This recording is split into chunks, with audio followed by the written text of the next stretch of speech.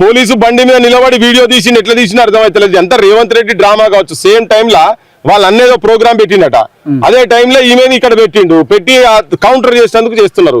అదే గవర్నమెంట్ ఇప్పుడు సెక్రటరియట్ ముంగట ఎవరన్నా పిల్లగాళ్ళని ఇప్పుడు చాలా మటుకు సెక్రటరియట్ ముట్టాడని, అసెంబ్లీ ముట్టాడని చాలా సందర్భాలలో విద్యార్థి సంఘాలు కావచ్చు, నిరుద్యోగులు కావచ్చు, చాలా మంది ఈవెన్ సర్పంచులు కూడా మా బిల్లులు కావాలని చెప్పని మేము ధర్నా చేస్తామని చెప్పని పోయిండ్రు.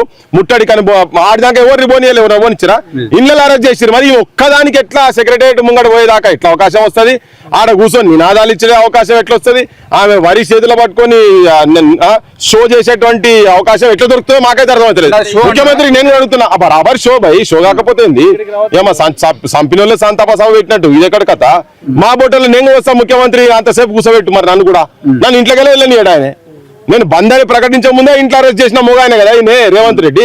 మరి మాకు సెక్రటరీ ముంగట మేము కూడా వచ్చి నినాదాలు ఇస్తాం. మా నిరుద్యోగ యువకులు కూడా వస్తారు, మా సర్పంచులు బిల్లు రాని వాళ్ళు వస్తారు, మా ఆశా వర్కర్లకు పర్మనెంట్ కాని వాళ్ళు వస్తారు, మా అవుట్ సోర్సింగ్ వాళ్ళు వస్తారు.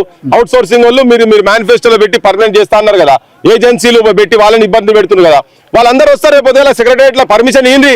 ఆ పార్టీకి ఎట్లా పర్మిషన్ వస్తుంది? ఆమె చెందుకాడ కూర్చుంటది. నీ ఆశీర్వాదాలు నీ వాటాదారులు కాకపోతే ఎందుకు వచ్చి ఎట్లా కూర్చోగలిగింది? నీ పోలీస్ వ్యవస్థ ఎట్లా కూర్చోబెట్టింది? ఆడదాకా సెక్రటరియట్ ముంగట ఎట్లా కూర్చోబెట్టినా చెప్పు నువ్వు నాకు.